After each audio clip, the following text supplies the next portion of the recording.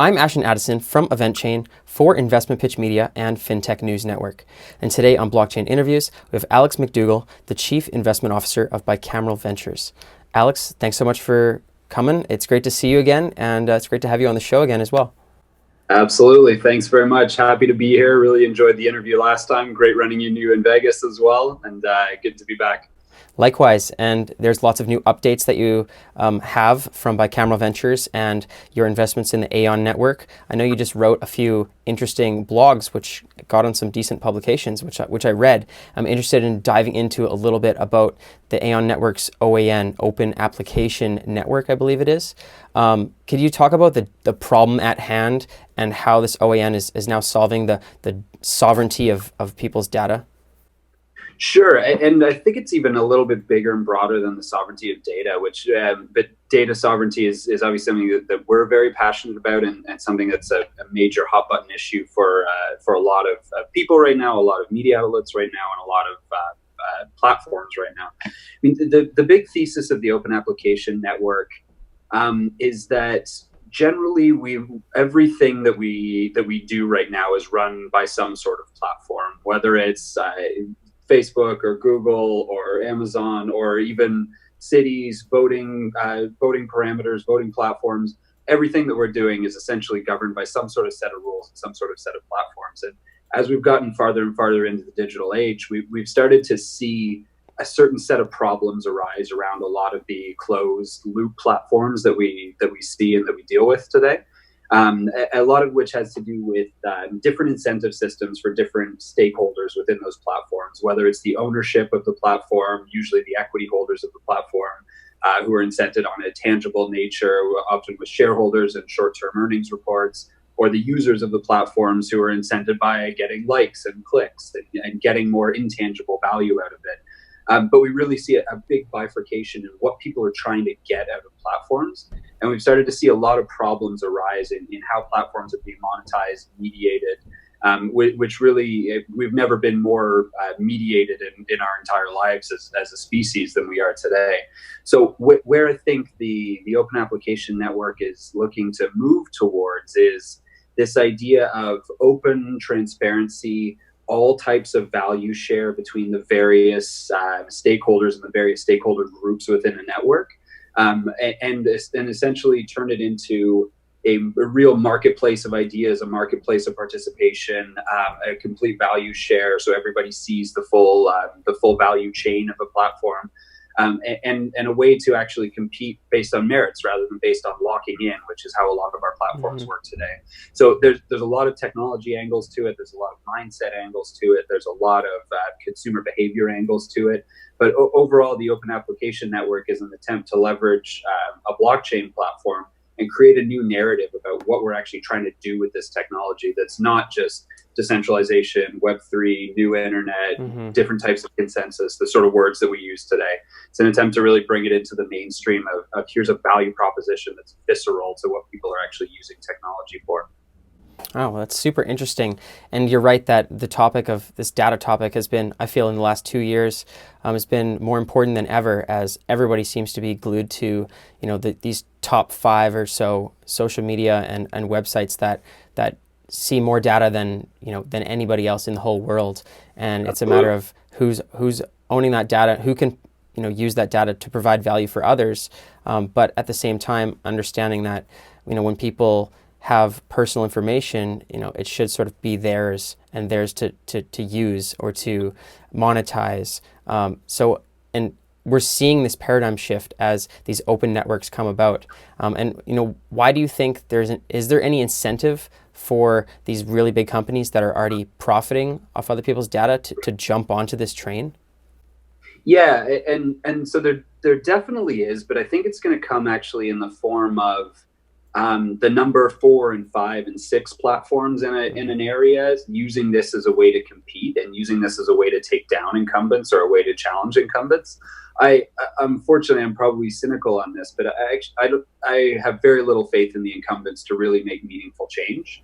And a lot of that's just driven by the short-term quarterly earnings cycle. There's a shareholder value maximization mandate that all of these companies have. And this, I'm very happy to talk about why open applications, I think, are going to be exponentially more valuable in the long run. But in the short run, you're absolutely right. You're essentially breaking down your moat. You're opening yourself up to competition, and you're sharing more real tangible value that could accrue back to your shareholders with your actual users. Now, in the long run, I think those are going to be the types of platforms that end up gaining those mass network effects, because for that exact reason, that your users are both getting the intangible value of a platform, of the likes and the shares and all of that, plus some kind of actual value reward. And you mentioned before about the data self-sovereignty side, and I think that's a super key part of it, and probably one of the most tangible outcomes of what we can try and do with open applications and with open platforms. I think some of the data self-sovereignty narrative is, I never want to say overly focused on privacy, but I think some people think that we'd be better off in a world where everybody just had and hold and controlled their own data.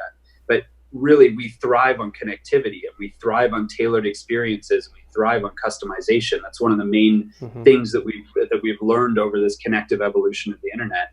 So it's really finding that balance between sharing, collaborating, privacy, and ways that you can generate the flow and this economy itself without just blindly going through your platform and just having all of your data just explode into the atmosphere where other people can work on it.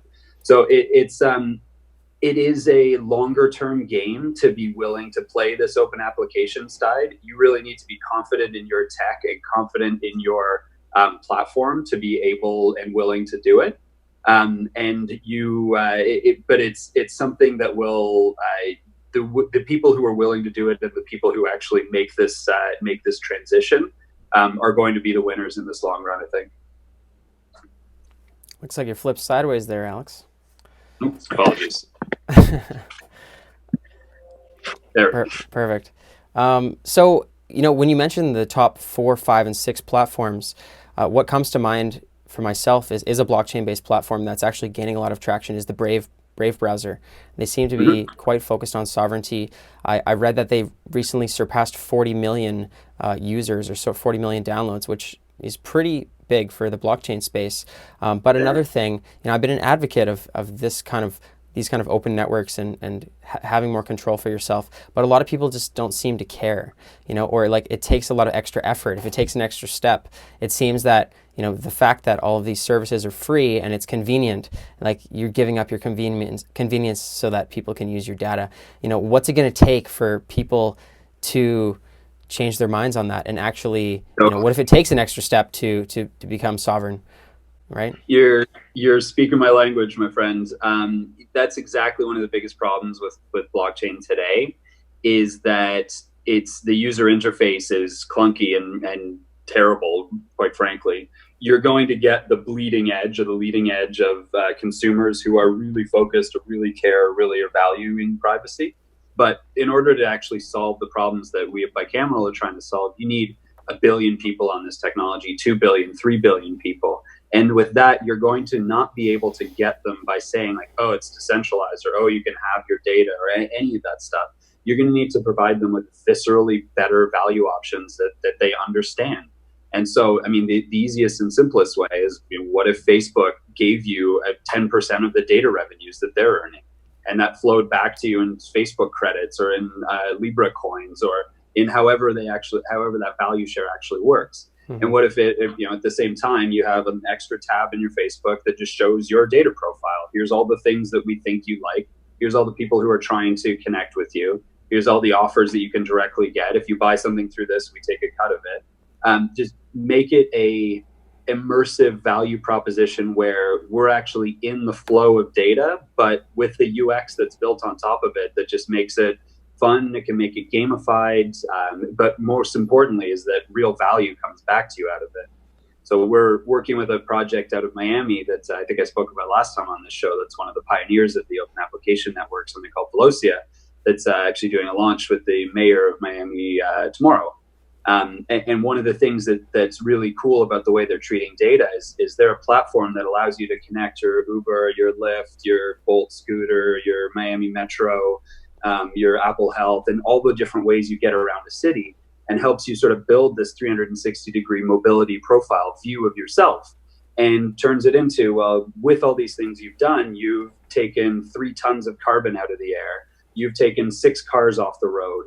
Your community and all the people around you in aggregate have done all of these things. So it helps you sort of in a tangible way of getting rewarded for doing certain mobility behaviors that people can incentivize, but also gamifies it. And you see goals and you see things that you're working towards, and really helps you understand your data profile. And then that's what you can actually go out to the data market and say, great, if there's an insurance company that wants to market to me, or if there's an OEM that wants to buy this entire package of data to understand better an autonomous vehicle, that how to get around the city. Those are the types of data that's extremely valuable, but you need to help consumers realize that value, help incent them to do what makes their profile more valuable, and then definitely share that value back with them in a way that's easy for them to use and tangible to them. Mm-hmm. That's great that Aon is focused on transportation. I know in terms of data points and understanding information about people, the transportation industry is like probably the number one in terms of quantity of data. So that's really interesting that you're doing that with Velocia. And Uber and Lyft have gotten to be such big companies so quickly. I know it seems much faster than these social media companies that they've just sort of come from nowhere to have so much data. Is this something that these companies could jump onto the open network and utilize that, or is it that Velocia is acting as a competitor to them and they shouldn't jump on it? How does that work with these huge transportation companies that are already giant? Yeah, and so great point, and I think it's again putting it in terms of what value that they can generate within the context that they understand already. And so, I mean, when specifically you're thinking about Uber or Lyft, in general, it's probably not in their best short-term interest to open up their API and open up their data flows and open up their platform. But when you can put it in terms of, hey, here's 1 million users that we have an extremely high quality of data for, you can see where they're all going, where they're getting off subways, where they're getting off scooters, and where to better position your cars. And you can market and via a smart contract directly incentivize those users to use your service at the highest leverage point and their highest willingness to pay. That has a ton of value to those types of platforms. Right now, they obviously have analytics, but they don't have an inside sight on how the Miami Metro system is working. Mm-hmm. They don't have an inside sight over where all the scooters are going and how people are walking. They partner for some of that data, but there's no direct way to connect and access those different types of users. With a platform like Velocia that's very open and has a wide variety of different mobility service providers on it, and can have any different mobility service provider join it because of how it's open, you get this much richer, more contextual type of clients that you can directly market to and provably add to your platform if you want to. You can market with smart contracts that pay somebody tokens for downloading and registering your Uber app or your Lyft app or whichever app that actually adds to this platform. So it's sort of a combination of, if you look at it as, well, we used to pay $3 for a consumer, and then on this platform we can pay $1 for a better consumer.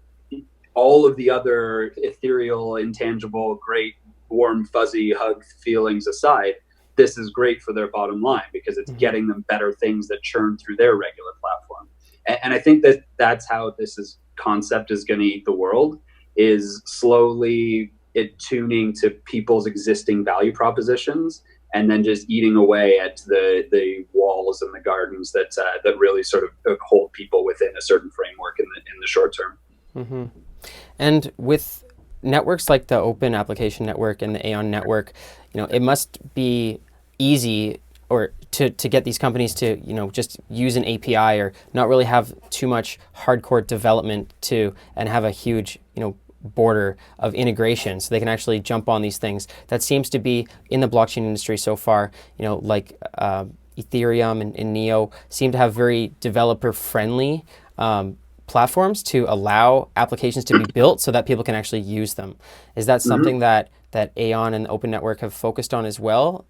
Yeah, and so even before the Open Application Network, and I'd say, Ethereum has done fantastic work. They've built a lot of the tools first, especially Consensus has done good work in building a lot of the developer-friendly tools. But all of those platforms and I mean even Aon to a certain extent before this transition are really competing for a very small piece of the developer pie.